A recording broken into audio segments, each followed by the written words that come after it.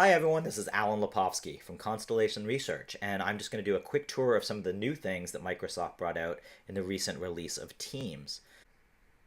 The first thing you'll notice is at the top now there is a new search bar, but it's not just for searching, it's also for doing commands. So if you go in here, you'll notice it says you can type slash or at.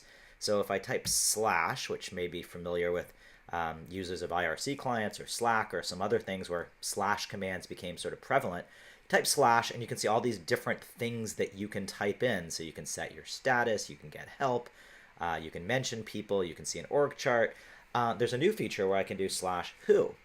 So I can come up here and say, slash who knows about security, if I spell it right. And you're going to see this is going to go off. It's going to open up the the who bot, and you'll see it actually returns from my organization.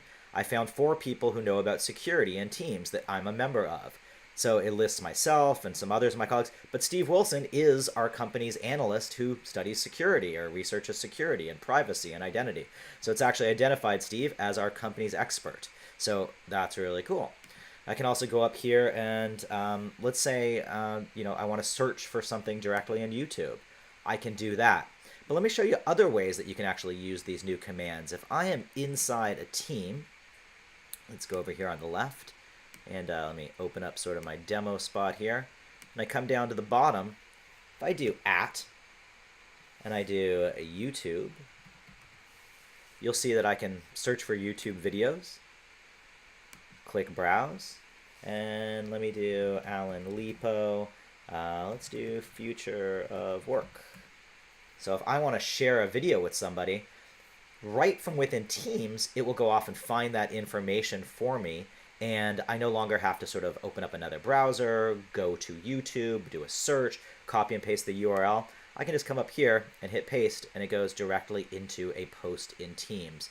So I find that very useful, these new at commands and these new slash commands. So you can do news, stocks, weather, and add a whole bunch of third-party integrations with things like project management and unified communications. Let me show you, for example, what those added third parties are like. If down here on the bottom left, if I click on store, you'll see all of the integrations that are available. So you can look across different categories. The other thing you'll notice is now you can sort of personalize Teams with the applications that you use the most. So over here on the left, if I click the dot, I can access things like OneNote or Planner or Stream, that new bot that I did. You can add your own integration. So if I go over to my Planner, it's going to bring up the tasks that I have assigned in Planner. And again, these aren't things that your admin has created specifically inside a given stream. Instead, these are things that you've added that you want to have access to. So if I bring up Stream, you'll see that I haven't configured it yet, but it allows us to do Microsoft Stream. So a lot of really good enhancements in Microsoft Teams. But that said, I would like to see a little bit more consistency. For example, in the left-hand nav, you can have things like meetings and files as permanent links out there. But to get to My Apps, you now have to click on, and choose Planner or choose OneNote. I'd like to be able to put those things permanently over on the left-hand side. Also, I think for most users, it's going to take some getting used to. What is an at command? What is a slash command? When do you use each?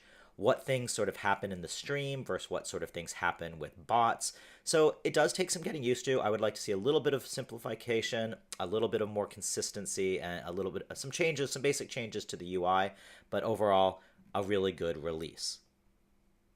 The whole overlining theory is the more integration, the more seamless experience, the more time you will spend inside these programs, because nobody wants just another chat client. But people do like a unified hub for where they can get their work done, where it can be related to specific business processes, where they can do sales pipeline, marketing campaigns, finance reports, project planning, etc. So the more integrations, the more seamless the experience, the more adoption you're going to see in these enterprise group messaging clients like Microsoft Teams. This has been Alan Lepofsky for Constellation Research. If you have any questions, please feel free to let me know. Bye.